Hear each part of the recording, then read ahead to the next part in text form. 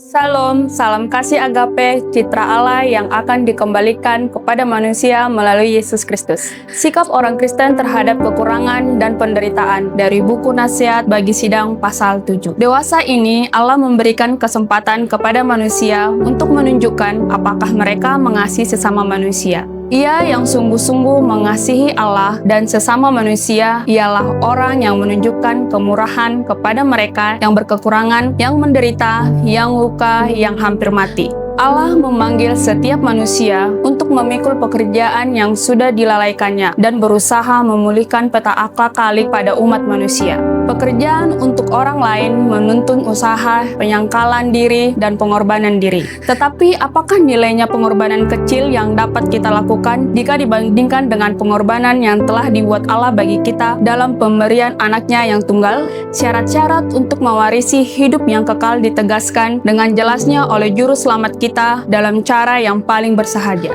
Orang yang dilukai dan dirampoki, Lukas 10 ayat 30-37, menggambarkan orang-orang yang perlu mendapat perhatian, simpati, dan kasih sayang kita. Kalau kita melalaikan keadaan orang-orang yang berkekurangan dan yang malang yang dibawa kepada perhatian kita, tidak menjadi soal siapa mereka itu, kita tidak mempunyai jaminan hidup kekal karena kita tidak memenuhi tuntunan Allah kepada kita. Kita tidak berbelas kasihan kepada sesama manusia karena mungkin mereka tidak ada hubungan keluarga dengan kita. Kamu kedapatan melanggar hukum kedua yang besar itu, yang kepadanya bergantung 6 hukum terakhir itu.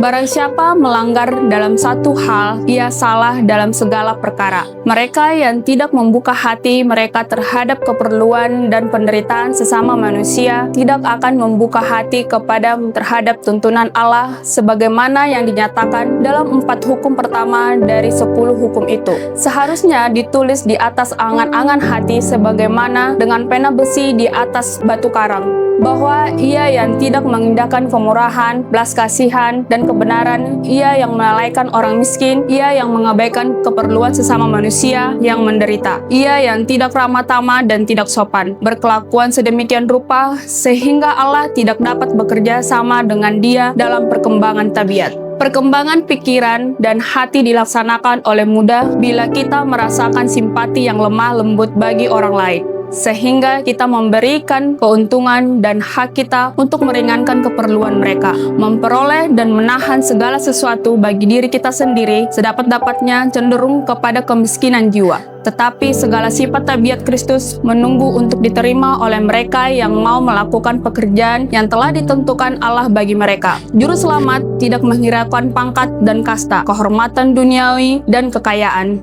Tabiat dan penyerahan yang sungguh-sungguhlah yang tinggi nilainya baginya. Ia tidak memihak kepada yang kuat dan yang disenangi dunia. Ia anak Allah yang hidup menundukkan diri untuk mengangkat mereka yang sudah jatuh. Oleh janji-janji dan perkataan yang memberi jaminan, ia berusaha memenangkan kepadanya jiwa yang sudah hilang dan sedang binasa. Malaikat-malaikat Allah yang sedang mengamat-amat hendak melihat siapa dari para pengikutnya mau menunjukkan belas kasihan dan simpati. Mereka sedang mengamat-amati hendak melihat siapa dari umat Allah mau menunjukkan kasih Yesus. Allah menuntun bukan saja kebijakanmu, tetapi juga wajahmu yang gembira, perkataanmu yang penuh harapan, jamahan tanganmu. Bila engkau melawat umat Tuhan yang dirundung malang, engkau akan mendapati beberapa orang yang tidak mempunyai pengharapan lagi. Kembalikanlah sinar matahari kepada mereka. Ada orang yang memerlukan roti hidup, bacakanlah kepada mereka dari firman Allah. Pada orang lain ada penyakit jiwa yang tidak dapat dicapai oleh penawaran duniawi atau disembuhkan oleh tabib. Doakanlah orang-orang ini dan bawalah kepada Yesus. Salam kasih agape, Yesus Kristus memberkati kita semua. Amin.